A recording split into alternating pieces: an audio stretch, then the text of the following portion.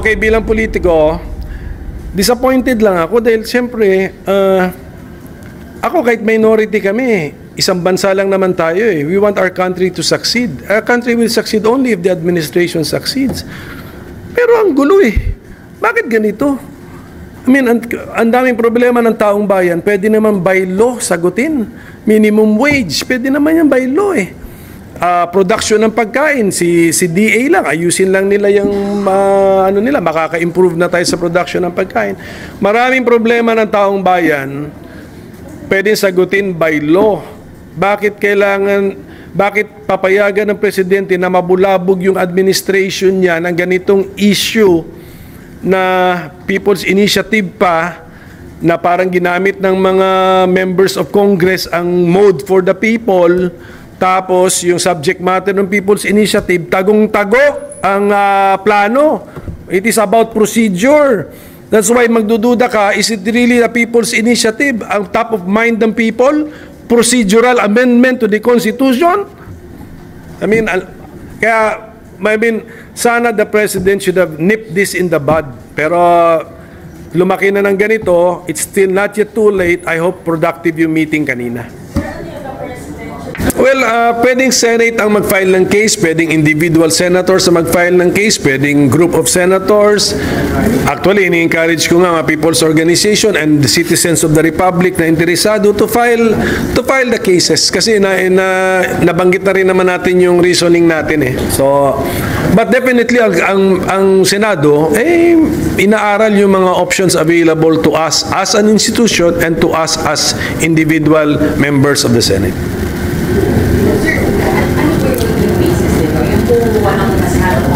Oo, ang claim kasi ng COMELEC ngayon, they have the ministerial duty to count the votes doon sa papeles na binibigay sa kanila. Oh, if you have a ministerial duty, that it must be based on something. It must be based on a law. Ang sagot sa ngayon, ang sagot, it's based on their own resolution. Oh, but you cannot give yourself power. There must be a law authorizing you to issue that resolution. Ang sagot, 6735, RA 6735. Itapos na yung COMELEC. Alam naman ninyo nung 1990s pa, the defensor ruling, sabi ng Supreme Court, that RA 6735 is insufficient to support a people's initiative. Alam naman ninyo COMELEC yan. Sabihin naman ng COMELEC sa atin, hindi, may second Lambino case. Alam mo naman sa Lambino case, natalo nga yung proponents ng PI doon eh.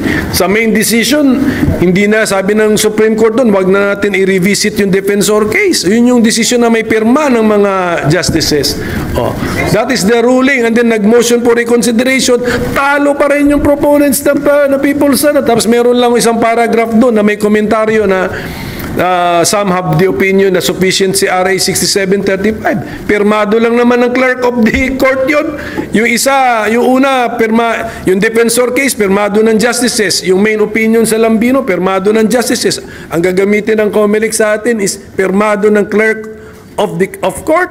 One paragraph lang, hindi pa niya in-identify sino yung 10 justices na yun. I mean, alam na ng COMELEC dapat yan. That's very basic na, that is not precedent which, if it is precedent and if it has binding nature, ang binding nature lang nung minute resolution na yon, yung parties lang involved sa kaso, not us, the general public. So sa ngayon, walang malinaw na pinaghuhugutan na parang otoridad yung COMELEC na tumanggap ng lagda from People's Initiative? Yes, they cannot use 6735. There's no law. They cannot use the resolution because they cannot empower themselves. Issued yun pursuant to a law. And that law is 6735 na alam naman nila na yung ruling. Sigurado ko alam nila yan. Oh. Sir, kung walang law governing or giving them authority to accept or receive yung signatures, what should they be doing right now? Hindi nila dapat i-release? They should ask yung nagbibigay sa kanila. Actually, tanungin nga natin sa mga EO eh. Kilala nyo ba yung nagbigay ng papeles? Baka may iba ba niya sumagot? Hindi namin alam, pero binibilang na namin yung signature. Paano nyo alam na yun ang gusto nung nagbigay sa inyo nung papeles? So dapat hindi nila tinatanggap yan because ang tanong nila dun sa taong nagbibigay, para saan po ito? Para saan po ito? Bakit nyo po binibigay sa election officer ito? Ang sagot dapat, para bilangin ninyo. Bakit kami magbibilang? Ano po ba ang gusto? Kasi may People's Initiative kami. O anong law ang nagsasabi na bilangin na namin ito? Resolution ninyo. Ay, saan ba yung pursuant? Saan ba na, bakit ba kami nag-issue ng resolution? Pursuant to Law 6735 na invalidated by the Supreme Court to support a People's Initiative. Para to law school, Attorney Mandig, ito si Attorney Mandig from Cagayan de Oro, professor of law din ito. Mga estudyante natin na maraming tanong, pinaparecite ng professor nila. Sir, if hindi mo COMELEC yung magbibilang ng signatures, kanino po responsibility yun? There's no law. The law has been deemed insufficient to support a people's initiative. Okay. Hindi aware mga congressman, sir? Ang nagagamit kasi ang mga EO pagtanggap kasi ng papeles na may signature, meron kagad silang ginagawa, binibilang nila yung mga signature. Bakit? That's official. I remind them that is official time. That is sweldado sila ng gobyerno, official time nila ginagawa, office hours sa premises pa nila. And then, nagtataka tayo, bakit automatic? Niwala sigurong salita yung nagbibigay ng papeles sa kanila. Alam na nila anong gagawin. Bibilangin nila. Bakit? Sir, kasi di ba walang signature sheets lang binibigay, walang cover na petition. Precisely. So, How would you describe that? What the COMELEC is doing? Natanggap lang ng the COMELEC election officers can read the mind of the people bringing the paper. Kasi una sa lahat, pagtanungin mo sila, sino ba, sir, ang nagbigay sa inyo ng papeles? Ang sagot nila, hindi namin kilala. Pero hindi na namin kinausap yun, pero alam namin anong gagawin. Ba't nila alam anong gagawin? So, ibig sabihin, pwedeng pagdudahan ng COMELEC na kasama kayo sa plan. Sabi ko nga, masyado naman accommodating. Sir, pero Come- sabi ni Chairman Garcia kahapon, that's part of the ministerial duty. Eh? And hindi magiging final yun, not unless magkaroon na ng formal petition, which is, yun ang magiging official. So, When we say we have a duty, most likely there is a law imposing that duty upon us.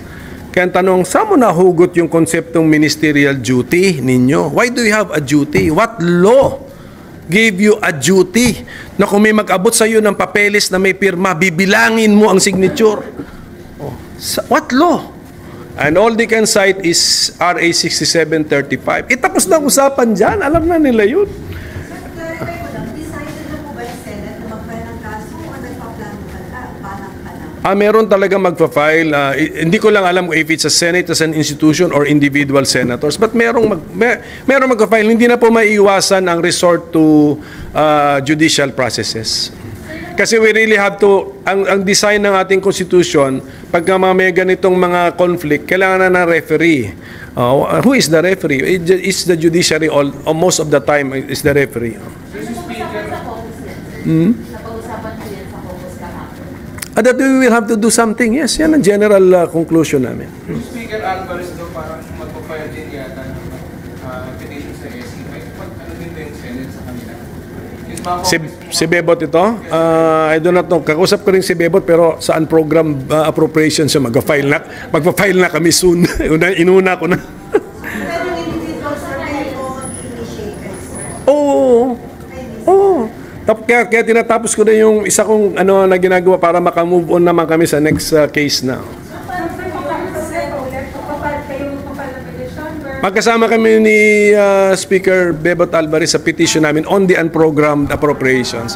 Yung medyo na-delay ko na sinasabing magpa-file. Sa People's Initiative, iba, hindi kami nag-uusap ni Bebot tungkol dyan. Sino sa'yo ang magpa-file, sir? Sino po magpa-file for the People's Initiative? I'm open to filing. Kahit ako mag-isa. sir, pero ang usapan ng But I'm sure magmaraming magpa-file. Sir, ang usapan ng SP, di ba, magkasama kayo, paano yung likely scenario? Buong Senado ang magpapayag? Hindi ko pa nga masabi. Basta we were consulting with some lawyers as a Senate or as senators. I am consulting with my own set of lawyers. Basta ang gusto ko lang sabihin, we can no longer avoid resort to judicial processes. So yung case po na ipapile po ninyo, pertaining specifically to this signature drive, yung ongoing. Yes, tama. Tama yan. That's a good clarification, ha? Ang lahat ng ating controversy or criticism is for this particular, very particular so-called or claimed people's initiative with the particular wording, di ba? With the particular form. Yung joint voting, sir. The joint voting, the form, etc. And then the allegations na may binayaran, may pinangakuan. Sir, yung case will be, the respondents will be the COMELEC at the FEMA. Okay, kung mag-file na kami diretso sa, whoever will file diretso sa Supreme Court, the respondent will be the COMELEC. Kasi ang prayer dito, prohibition eh. Parang court, stop the COMELEC from doing their ministerial duty at saan ba nila nakuha yun? O, yung mga ganun. Pero pwede rin tayo mag-file na ng mga special proceedings siguro sa COMELEC to tell COMELEC, stop also what you're doing. Sorry, yung ibang file po ninyo is questioning why COMELEC is receiving the signatures plus yung content ng People's Initiative na voting jointly. Well, hindi na muna yung content kasi but questioning why COMELEC is receiving the papers and why COMELEC seems to know what to do with the papers. Di ba? Parang, ba't lalaman nung gagawin doon? At may budget na, sir. Ha? At may budget pa, sir. Di ba, yun yung doon ka magtataka eh. Sino ba nagbigay niyan? Hindi namin kilala eh. Okay? So, most likely, hindi kayo nag-usap. No. Pero alam nyo na yung gagawin nyo. Magbilang, automatic. Bilibilangin. Bakit? Sir, sabi nyo kanina, very accommodating ng description nyo. Pero is it giving rise to suspicion na mukhang part kayo ng plano for People's Initiative kung tuloy-tuloy kayo ng pagtanggap without asking 10 questions? Sana masagot yan sa hearing ni Senator Amy Marcos. Ano natin yan. Malaki naman kasi rin ang COMELEC. You cannot really say na 100%, 80%. Pero sa hearing po natin na pag mag-hold na ng hearing si Senator Amy Marcos, I will make that allegation that COMELEC, you seem to be too accommodating with these unknown people giving you papers. And at least some of your EOs already know what to do. May nalalaman pa silang batas, hindi ba ito impeachable offense? Hindi, sa taas. Depende. Hintayin na natin yung what we can uncover sa hearing. Sir, sorry, dun sa file nyo sa SC, kasama rin ba dun yung sulan o talagang COMELEC receiving signatures? Suulan kasi facts eh. Hindi trier of fact ang Supreme Court eh. So question of law lang tayo na why does the COMELEC seem to know what to do with the papers with signatures being given to it? So if it is because of that law, RA 6735, prohibit it from continuing from doing what they're doing because that law has 20 years ago been invalidated as basis for People's Initiative. Yan. Sir, pwede bang ikamit yan dun sa tanong na yan? Bakit ikaw accommodating? Pwede ikamit sa tanong na bakit nadagdagan ng budget nila ng 12 billion? Di ba, sir, yung nadagdagan sa budget? 12.9. 12.9. Supposedly for next year, but may also be used, wala namang sinabi na specifically for the election next year. Pwede din siya magamit sa... Yung line yata doon, line na referenda, plebiscite, People's Initiative, and other preparatory election activities. Yun yata yung line doon. So pwede ikamit yung Sana hindi nila malimutan na a budget is a law and it also had the participation of the Senate. Di ba? Boy,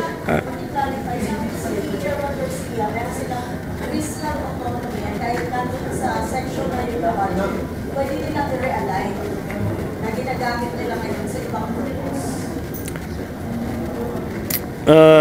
Yan ang magandang tanong kasi dapat ata savings na muna bago mo ma-realign. Kasi may item yun may linya nga yun hindi naman yun nakalumpsum kaya nga Di ba, binabantayan nga namin sa budget process ang lump sum eh. Ayaw natin ng lump sum kasi nga ang lump sum nagagamit sa anong gusto mong gamitin. Tapos ganun ang interpretation niya. Nalininya na nga namin eh. Pwede pa pala niyang ilipat sa kung saan-saan. Pwede yan. Dapat savings muna. And may technical definition din ang savings. Pero kaya nga, the line is for election preparation, 2024 lang ngayon, ang election is 2025, imposible ka magka-savings. Hindi pa tapos yung election eh. Kaya malabo yung ganong reasoning. Sir, to clarify po, yung Supreme Court petition na ipapile mo po possibly with other senators is against the COMELEC's move na tanggapin yung mga signatures. That's one of my, kasi siyempre, magdi-discuss din kami with other practitioners, nakikinig din naman tayo sa mga taong mas magagaling, marunong. Pero yan ang alam ko sa naalala namin ni Atty. Mandig sa law school, prohibition. Petition for certiorari and prohibition, most likely prohibition, pagbabawal. Kasi ministerial duty daw eh. Saan galing yun? Yun lang yung tanong, ganun lang kasimple. There is an agency of government. Sabi, I'm performing a ministerial duty. Ito lang. It is a citizen of the republic, taxpayer, nagtatanong, saan galing yung duty na yun? Simple as that. Sa fiscal PC ba o duda ba kayo sa COMELEC? Well, yun na nga. Sa hearing ni Senator Amy Marcos, sana andun din ang COMELEC para matanong natin directly. Bakit ba parang alam ng EO mga election officers ano yung gagawin nila? Tapos kung merong EO na present doon, tatanungin din natin, kilala ba ninyo yung nag-submit? Sino ba sila? Pero sa ngayon, duda kayo. Yeah, because 100 plus na yata ng districts nag-certify na. So parang alam nila yung gagawin. Ako hindi ko maintindihan saan galing yung instruction, ba't alam nila yung gagawin? Sir, in effect, mapapatigil niya din po yung collections ng signatures kung sakaling mapile na po yung i-grant yung petition. Alam mo yung pagkokolekta ng signature, kunyari private effort yan, hindi mo naman mapipigil yan eh. Basta kung may order na galing sa isang korte to prohibit the COMELEC from entertaining the submissions, di yung taong nagpapaikot dyan ng pirma, parang linoloko niya yung mga pinapapirma niya kasi this amounts to nothing. Pero sir, isa sa nakikita niyo para matigil lahat yung sabi niyo ang foolishness sa tulong ng PI para sa China ay kumaputo sa mismo yung Pangulong Bongbong Marcos. That's a political solution. Political solution, mag-utos siya at sundin siya. Okay. Pero dapat ang mga senador, hindi kami nakadepende lang doon. May maiba kaming kilos. Like ako, as a lawyer, sa legal action ako. Pero actually, pagbalik nila Senate President, interviewin nyo sila kasi parang may lidak yata ngayon eh. So, sila na kunin nyo na yung binibigyan ko na kayo ng tip kung ano yung tatanong nyo doon. Sir, pero ultimately, with all the circumstances, like may national machinery, yung COMELEC moves, tapos yung lahat na lumalabas ngayon, pinsan pa niya ang speaker, hindi rin kaya wala siyang basbas mismo rin sa pagsagawa ng PI. During the past move ng Chacha ay mga previous presidents din yung may kumpas. Well, ako kasi, I have not been dealing with the president, di ba? Hindi naman ako, as a minority leader, hindi naman ako pumupunta sa mga patawag niya na meeting. So, mas maganda tanungin yung mga kasama kong mga senador who belong to the majority, who have been present in those meetings, who have been interacting with the president, kung ano yung nakikita nila, napansin nila, or kung ano yung narinig nila, ano yung sinabi, ano yung interpretation nila sa body language. Wala kasi ako doon, kaya medyo hindi muna ako makakomentaryo ngayon. But I believe that there is an important meeting ngayon where senators, nakaharap ang Pangulo. Let's wait. I will wait for report from my colleagues. Kung ano na yun. Pero bilang politiko, sir, bilang politiko sa mga political